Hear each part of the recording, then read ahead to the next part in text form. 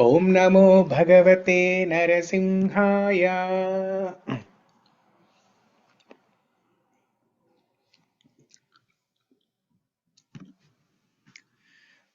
श्रीप्रह्लाद उवाच। ब्रह्मादयः सुरगणा मुनयोऽथ सिद्धाः सत्त्वैकतानमतयो वचसां प्रवाहैः नाराधितुं पुरुगणैरधुनापि पिप्रुः किं तोष्टुमर्हति समे हरिरुग्रजातेः।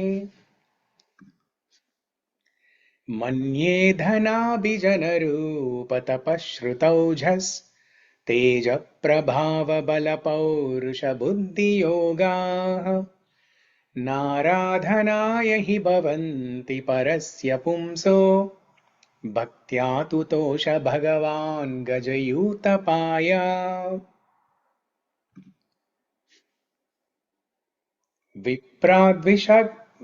विप्राद्विषं गुणयुताधरविन्दनाभा पादारविन्दविमुखाच्च वचं वरिष्ठं मन्येतदर्पितमनो वचने हितार्थ प्राणं पुनाति नकुलं न तु भूरिमानः।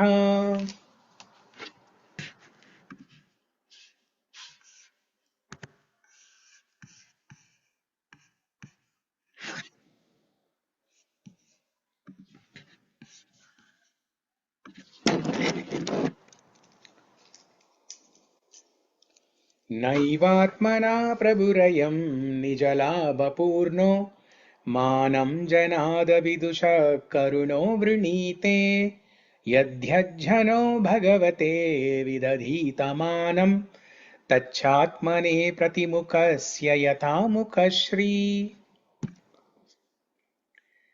तस्मादहं विगतविक्लव ईश्वरस्य सर्वात्मना महि गृह्णामि यथा मनीषम् नीचो जया गुणविसर्गमनुप्रविष्टः पूयेत येन हि पुमाननुवर्णितेन।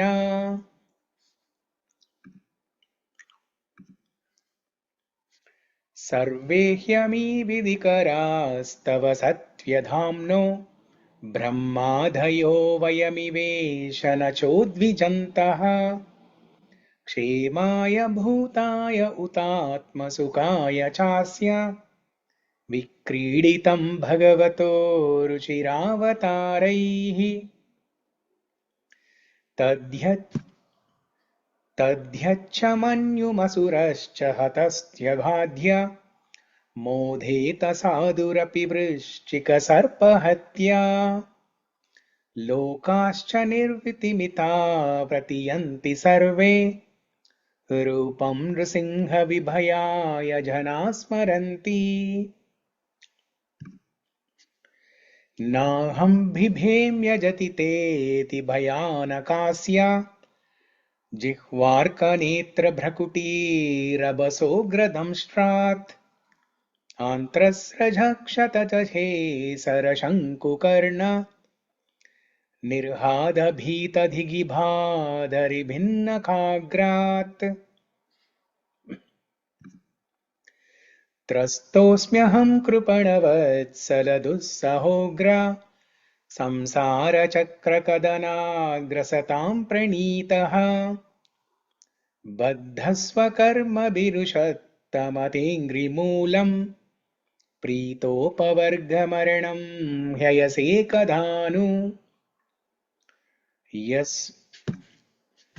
यस्मात्प्रिया प्रियवियोगसयोगजन्म शोकाग्निना सकलयोनिषु दह्यमानः दुःखौषधं तदपि दुःखमथधियायं भूमन् भ्रमामि वद मे तव दास्ययोगम्।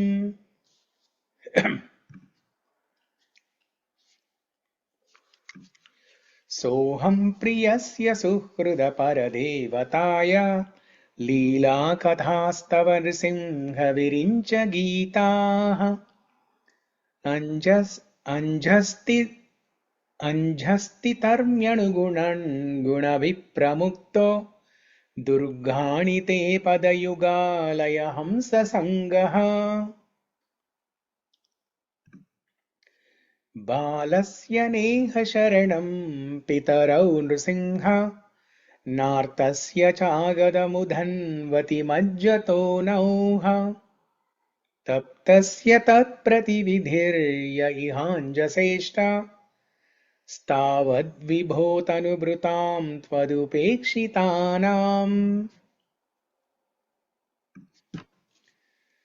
यस्मिन् यतो यर्हि येन च यस्य यस्माद् यस्मै यता यदुतयस्त्वपरः परो वा भावः करोति विकरोति पृथक् स्वभावः सञ्चोदितस्तदखिलं भवतः स्वरूपम् मायामनसृजति कर्ममयं बलीयः कालेन चोदितगुणानुमतेऽनुपुंसः छन्दोमयं यदजयार्पितषोडशारम् संसारचक्रमजकोटितरे त्वधन्यः सत्त्वं हि नित्यविजितात्मगुणस्वधाम्ना कालो वशीकृतविसृज्य विसर्गशक्तिः चक्रे विसृष्टमजयेश्वर षोडशारे निष्पीड्यमानमुपकर्ष विभो प्रपन्नम्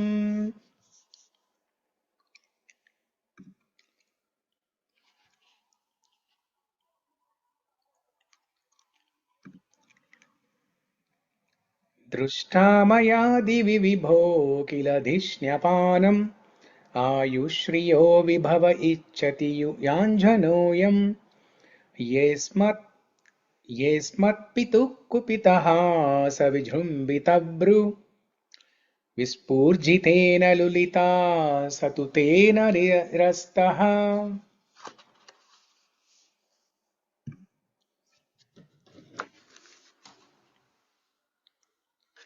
तस्मादमुस्तनुभृता महमाशिषोऽज्ञ आयुश्रियं विभवमैन्द्रियमाविरिञ्चात् नेच्छामि ते विलुलितानुरुक्रमेण कालात्मनोपनय मां निजभृत्वपार्श्वम् कुत्राशिषश्रुतिसुखा मृगतृष्णिरूपाः क्वेदं कलेबरमशेषरुजां विरोहः निर्विद्यते न तु जनो यदपीति विद्वान् कामानलं मधुलवैः शमयन् धुरापैः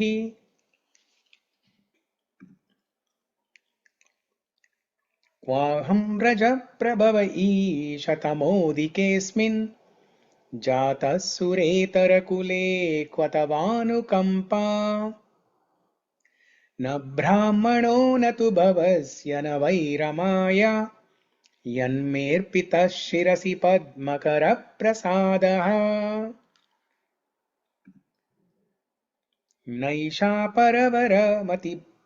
नैषा परवरमति भवतो न स्यात् जन्तोर्यतात्मसुहृदो जगतस्तथापि संसेवया सुरतिरोरिव ते प्रसादः सेवानुरूपमुदयो न परावरत्वम्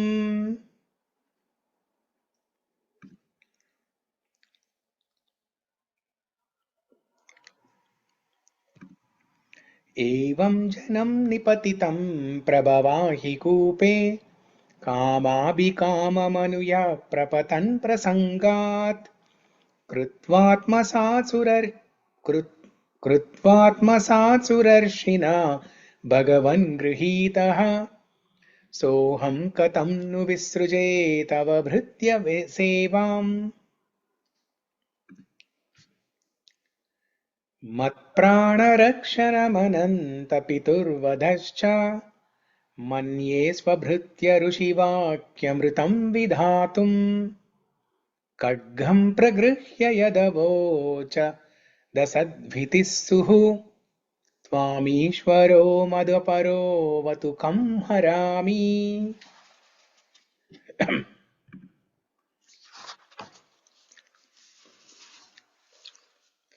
एकस्त्वमेव जगदेतमुष्ययत्वम् आद्यन्तयो पृथगवस्यसि मध्यस्ततश्च सृष्ट्वा गुणव्यतिकरं निजमाययेधम् नानेव तैरवसति स्तदनुप्रविष्टः।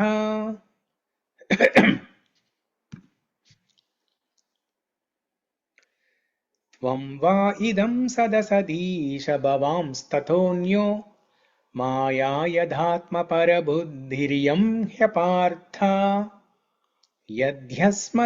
यद्यस्य जन्मनिधनं स्थितिरीक्षणं च तद्वै तदेव वसुकालवदष्टितर्वोः।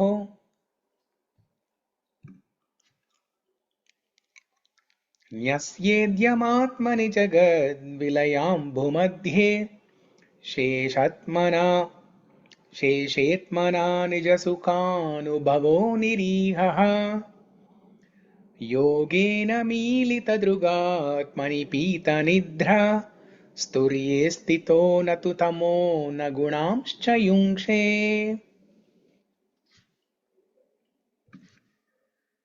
तस्यैव ते वपुरिदं निजकालशक्त्या सञ्चोदितप्रकृतिधर्मण आत्मगूढम् अम्भस्यनन्तशयनाद्विरमत्स्य नाभेरभूत्स्वकणिकावटवन्महाब्जम् तत्सम्भवः कविरतोऽन्यदपश्यमानः त्वां बीजमात्मनि ततं स्वभिर्वचिन्त्य नाविन्ददब्धशतमप्सु निमज्जमानो जातेऽङ्कुरे कतमुहोपलभेत बीजम्।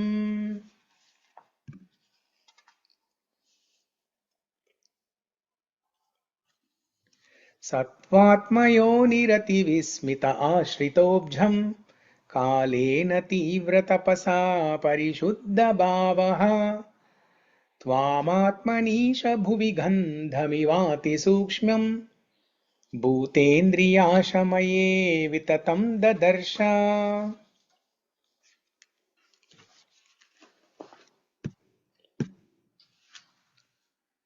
एवं सहस्रवदनाङ्घ्रिशिरङ्करोरु नापास्य कर्णनयनाभरणायुधाढ्यम् मायामयं सदुपलक्षितसन्निवेशम् दृष्ट्वा महापुरुषमापमुदं विरिञ्चः।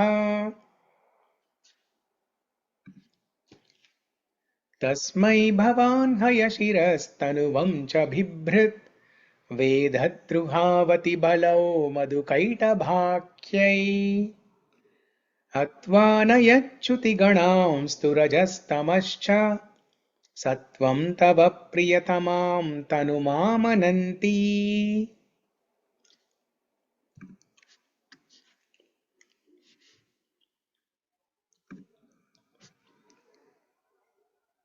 इत्थं ऋतिर्गशिदेव जुषावतारैः लोकान् विभाययसि हंसि जगत्प्रीतिपान्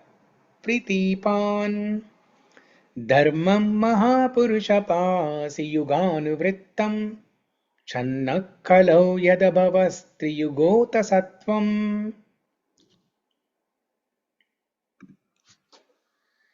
नैतन्मनस्तव कथासु विकुण्ठनाथ सम्प्रीयते धुरितदुष्टमसाधु तीव्रम् कामातुरं हर्षशोकभयैषणार्थं तस्मिन् कथं तव गतिं मिमृशामि धीनः।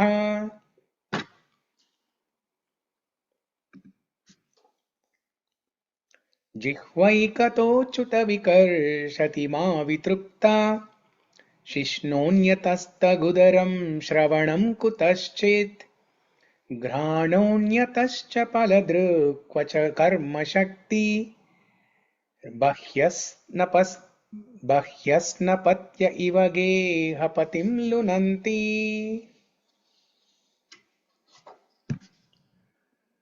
एवं स्वकर्मपतितं भववैतरण्याम् अन्योन्यजन्ममरणाशनभीतभीतम् पश्यञ्जनं स्वपरविग्रहवैरमैत्रम् हन्तेति पारचरपि प्रहिमौढमध्या।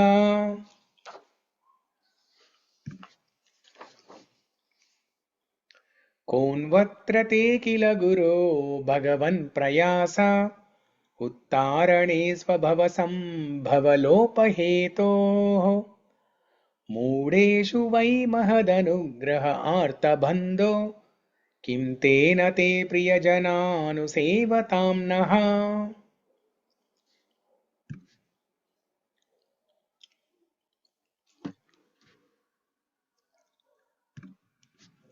नैवोद्विजे परदुरत्ययवैतरण्याः तद्वीर्यगायनमहामृतमग्नचित्तः शोचे ततो विमुखचेतस इन्द्रियार्था मायासुकाय भरमुद्वहतो विमूढान्।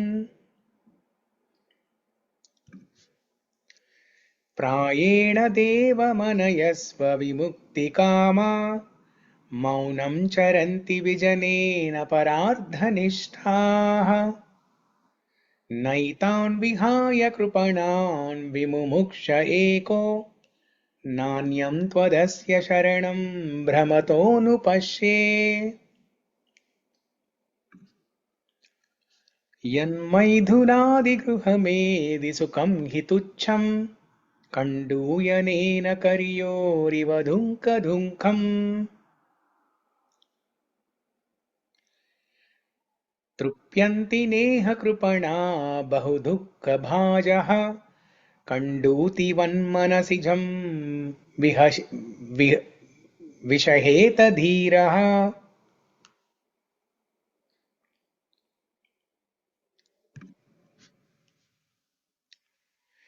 मौनव्रतश्रुततपोऽध्ययनस्वधर्म व्याख्यारहो जपसमाधय आपवर्ग्याः प्रायः परं पुरुषते त्वजितेन्द्रियाणां वार्ता भवन्त्युत न वात्र तु बुद्धाम्बिकानाम्। रूपे इमे सदसति तव वेदसृष्टे बीजाङ्कुराविव न चान्यदरूपकस्य युक्ताः समक्षमुभयत्र विचिन्वते त्वां योगेन मग्निमिव धार्षु नान्यतः स्यात्।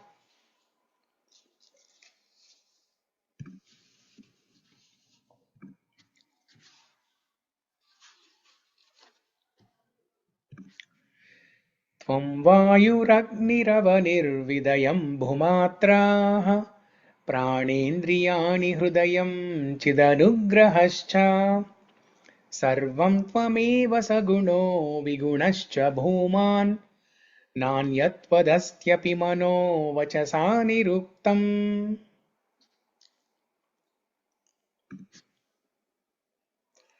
नैते गुणानगुणिनो महदादयो ये सर्वे मनःप्रभृतया सह देवमर्त्याः आद्यन्तवन्त उरुगाय विदन्ति हि त्वाम् एवं विमृश्य सुधियो विरमन्ति शब्दात्।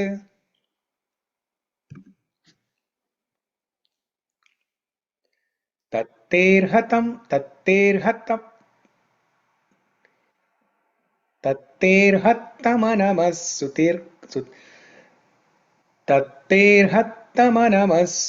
स्तुतिकर्मपूजाः कर्मस्मृतिश्चरणयो श्रवणं कथायां संसेवया त्वयि विनेति षडङ्गया किं भक्तिं जनः परमहंसगतौ लभेत। श्रीनारद उवाच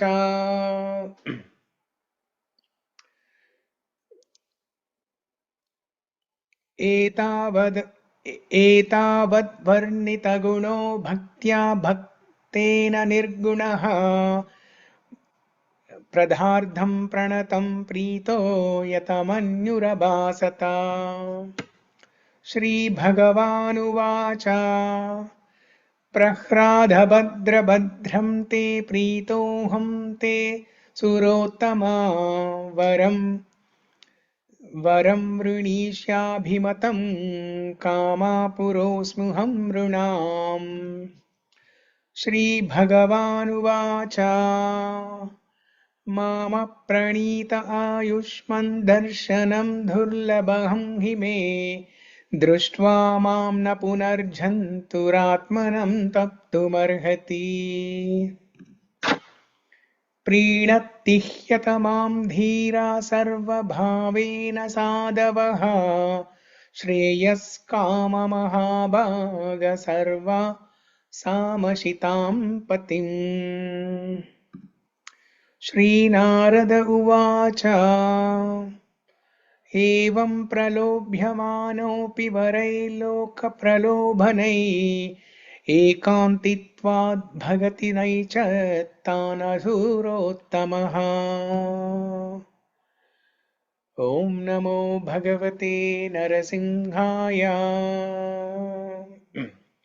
इति श्रीनरसिंहस्तुतिसमाप्तम्। सर्वं श्रीलक्ष्मीनरसिंहसमर्पयामि।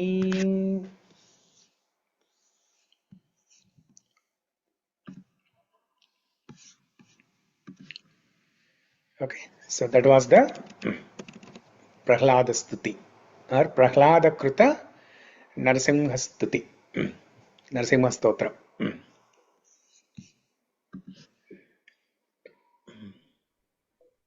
Yeah, so there are about 50 plus shlokas. If we include Narada Uvacha, Shri Bhagavan Uvacha, and then again Narada Uvacha, like that, I think there are about 53 shlokas total. So భావం ఎప్పుడు చెప్తారండి? భావం maybe next year. So it definitely takes 1 year. 50 shlokas definitely takes 1 year. So probably we can start next year. After we Take your own time, but Yeah, you should tell. After we discuss a little bit of Ramayana, after we complete Mukundamala Stotra, so after that we will go to Narasimha Stotra discussion. Yeah, this ఇవాళ shlokas. Narada watch అన్నారు కాబట్టి ఇవాళ నారదుడి యొక్క appearance day, త్రిలోక సంచారైన నారదుడి యొక్క అవును ఎపిరెన్స్ డే. అంతేకాకుండా కంచి కామకోటాధిపతి నడిచే దేవుడు అంటారు శ్రీ చంద్రశేఖరానంద సరస్వతి, ఆయన appearance day. Okay okay, very good. మనం వాళ్ళ గురించి పూర్తిగా చెప్పకపోయినా అది తలుచుకున్నా కూడా మంచిదే. అట్లీస్ట్ యూనో ఆ రోజు వాళ్ళ అపీరెన్స్ డే అని అట్లీస్ట్ ఆ స్పృహలోకి వచ్చినా కూడా మనకి. నిన్న కూర్మ జయంతి, వైశాఖ పౌర్ణమి, ఇంకా చండికా జయంతి, ఇంకో మొత్తం 4-5 ఉన్నాయి. చిత్రగుప్తుడి జయంతి. ఓకే, అది చాలా ఇంపార్టెంట్. చిత్రగుప్త చార్టెడ్ అకౌంటెంట్, మన అకౌంట్ లోనే రాస్తారు ఆయన. ఆయన మంచి చేసుకుంటే మనం అక్కడ వెళ్ళము, ఒక పేజీ తిప్పేస్తాడు, ఈయన పేజీ లేదని చెప్తాడు ఆయన. So this Narasimha Stotram is little difficult to pronounce, but if we recite every day, everything becomes easy. You know, when we started Ramayanam, Sankshepa Ramayanam in the beginning, it was difficult, but as we are doing it every day, it becomes very easy. Mukundamala Stotra also, when we started in the beginning, it was difficult, but as we recite every day, it becomes easy. So especially when you read difficult stotrams like this, Narsimhastuti like this, then you will appreciate the beauty of Mukundamala Stotra. How easy it is, how beautiful the words are, how simple the words are. Uh, I mean, see, Narsimha Avatara is a very grand, gigantic avatara, right? It's a very powerful avatara. So the shlokas have to be like that. It has to match with the power of Narsimha Avatara. That's why they are very intense. There is no Padalalityam. There is no Padalalityam. There is only Gambhiratvam, Padagambhiratvam.